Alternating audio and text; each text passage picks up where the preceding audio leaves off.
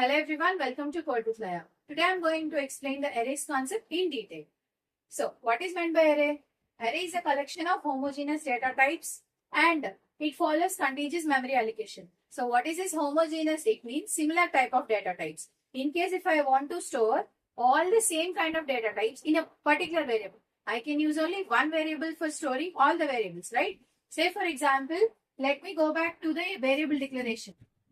Int y equals to some 20.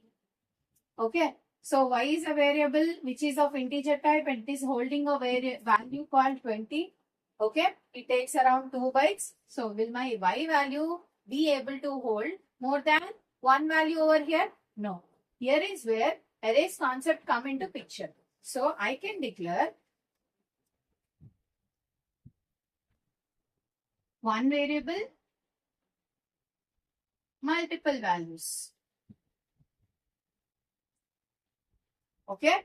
In single variable, I will be able to hold multiple values. This is called array. So, how is my array represented? The syntax for arrays.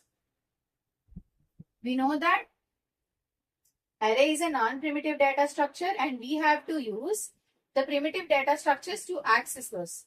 Right? You have to implement non-primitive with the help of primitive only. So, I want to store integer variables. My array name is, for example, it is array 1 and the size number of elements I want to declare is, for example, 5. I want to print 5 numbers.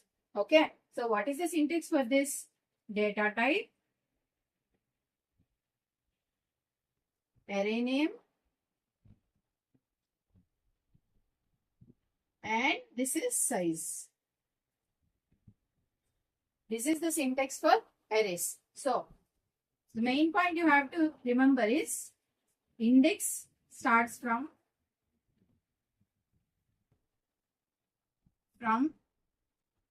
0 to n minus 1. Okay. Array index starts from 0 and ends at n minus 1. I will show you the visual representation.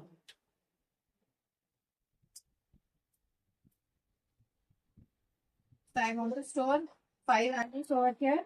My array name is array 1. Just like variables, all the rules applied for variables will also be applied for array name also. Okay. So, array index starts from 0. So, I want to store 5 elements. So, memory is allocated for 5 values. Okay. So, index starts from 0, 1, 2, 3, 4. Okay. Array started from 0 and ended at 4. That means 5 minus 1. Okay. Now, I have stored 5 elements. For example, my elements are 10, 11, 12, 13 and 14. Okay. So, let me come to the address concept. So, since for every variable I store in the memory has an address, right? Say you are a student. Okay. You have a particular address, right? What is your address? Your ID number, right? No other person will have the same ID number as you have, right?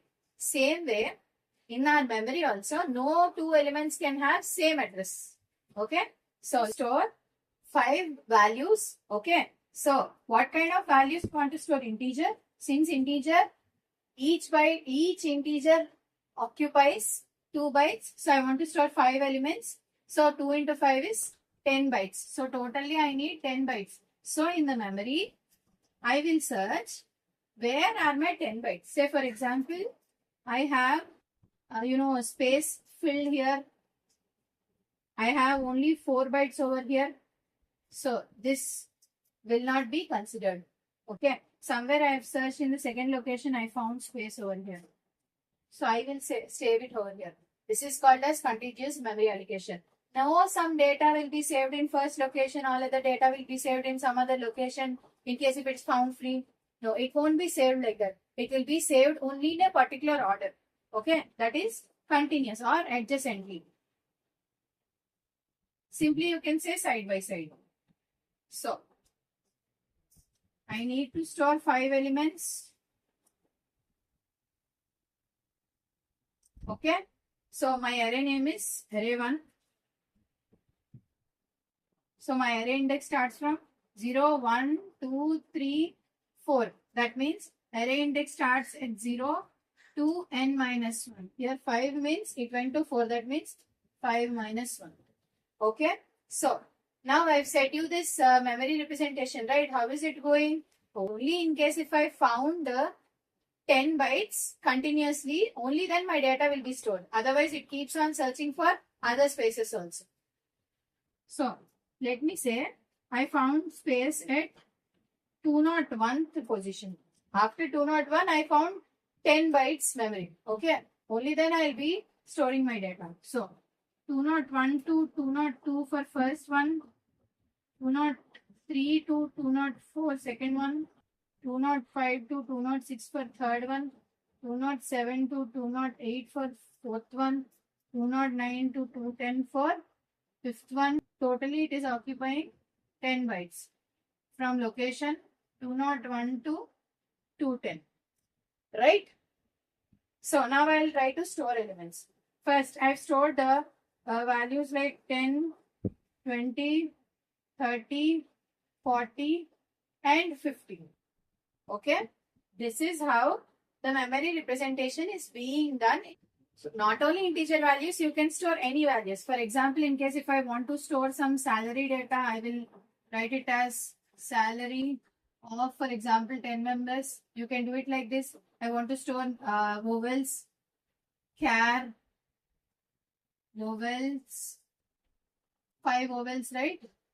Or you can do it like double some, values.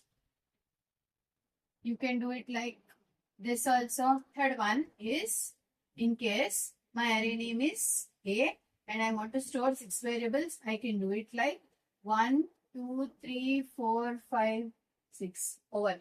This is how you initialize. In case if you want to, you don't know the size before and after giving these values, your compiler automatically determines the size.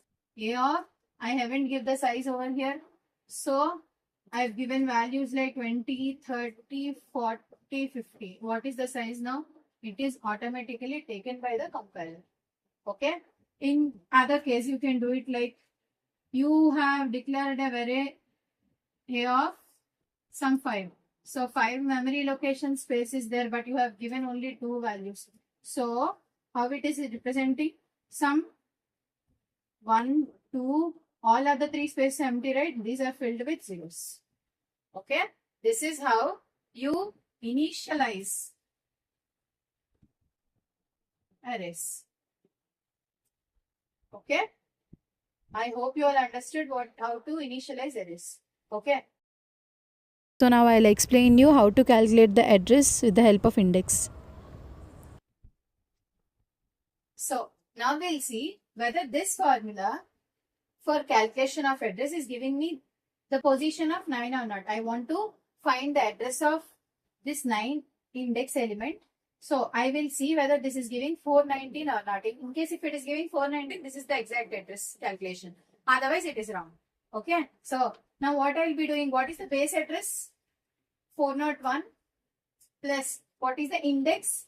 I want to calculate the address for index 9 into what is the size of the data type? What is the size? 2 bytes. I've considered 2 bytes, right? So 401 plus 18. It is giving me 419. So this is the address of my 9th indexed element. Okay. I'll check one more. Now I want to see this one. Now I'll see 401 plus 2 into each byte carries 2. Now it will give me 405. Done. So this is how you calculate address. Right? So let me show you the accessing of arrays with a small program.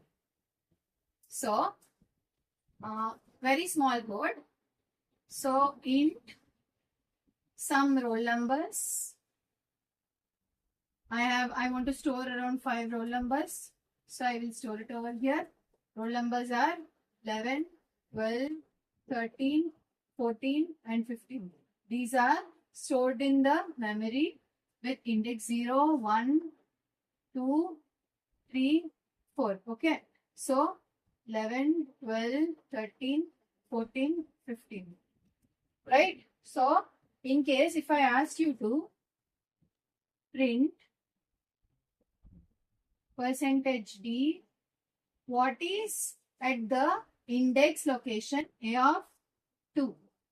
What is the output? It would be 13. If I asked you to print A of 4, what is the output? It will be 15. Right? So, accessing elements from the arrays is very easy. Okay?